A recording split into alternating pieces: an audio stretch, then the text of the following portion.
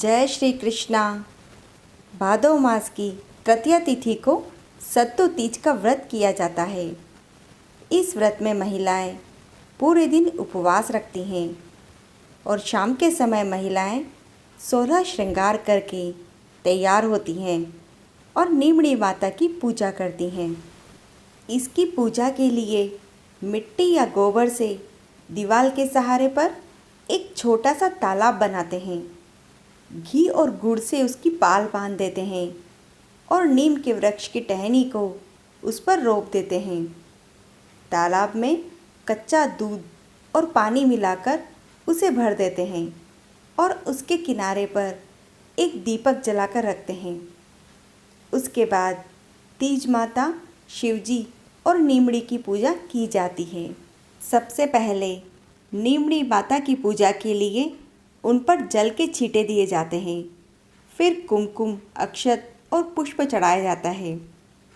उसके बाद दीवार पर रोली, मेहंदी और काजल की 13 बिंदियाँ लगाते हैं।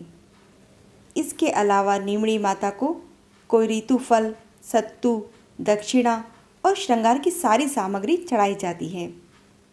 फिर दीपक के प्रकाश में नींबू, ककड़ी, मोती की लड़, नीम की पत्ती, सत्तू के लड्डू की परछाई देखते हैं और बोलते हैं कि तलाई में नींबू दिखे और दिखे जैसे ही टूटे। और रात के समय पर चंद्रमा को जल के छींटे देकर अर्घ्य दिया जाता है। आइए अब सुनते हैं सातुड़ी तीज की कथा को। एक गांव में एक किसान परिवार रहता था। उनके परिवार में 4 बेटे और बहुएं थी। उनमें से 3 बहुएं तो बड़े संपन्न परिवार से थी, लेकिन उनकी छोटी बहू बड़े ही गरीब परिवार से थी और उसके मायके में कोई था भी नहीं। कुछ समय के बाद सत्तु तीज का त्यौहार आया तो रीत के अनुसार तीनों बहुओं के पियर से सत्तू आया, लेकिन छोटी बहू के यहाँ से कुछ भी नहीं आया। यह देखकर वो उदास हो गई तो बड़ी बहुओं ने उससे पूछा कि तेरे यहाँ से सत्तू नहीं आया, क्यों नहीं आया? यह सुनकर वो पति के पास गई और रोने लगी। उसके पति ने पूछा कि क्या हुआ, तुम क्यों रो रही हो?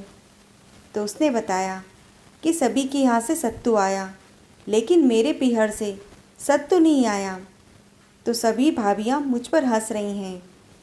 अब आप मेरे लिए सत्तू लेकर आओ। इस पर किसान का बेटा बोला, भाग्यवान, मैं सत्तू कहाँ से लेकर आऊँ? इस पर उसकी पत्नी ने कहा कि ये मैं नहीं जानती, मुझे तो किसी भी कीमत पर चने का सत्तू चाहिए।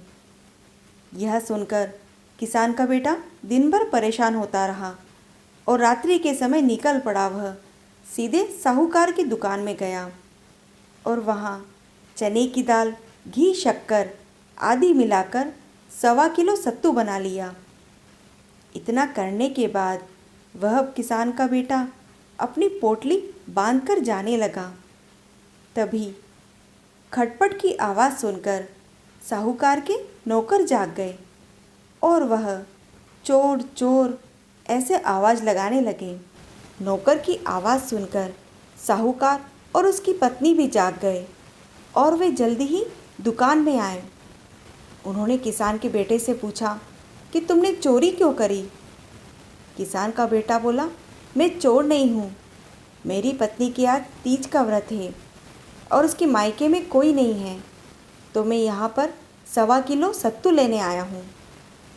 साहूकार ने जब उसकी तलाशी ली तो उसके पास केवल 1.25 किलो सत्तू ही निकला। यह देखकर साहूकार की पत्नी ने कहा कि तुम और भी कुछ ले जा सकते थे, तुमने तो केवल सत्तू ही लिया। तब किसान के बेटे ने अपनी पत्नी वाली पूरी बात सुना दी।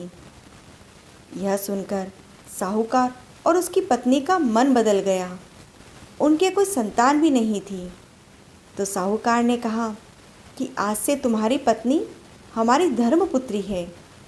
अब यह बताओ कि सत्तू तीज में क्या क्या लगता है? तो किसान के बेटे ने व्रत की पूरी विधि बता दी और आराम से अपने घर जाकर सो गया। अगले दिन साहूकार ने सुबह सुबह ही अपने नौकर के हाथ 4 प्रकार का सत्तू, कपड़े, श्रृंगार का सारा सामान अपनी धर्मपुत्री के घर भिजवा दिया।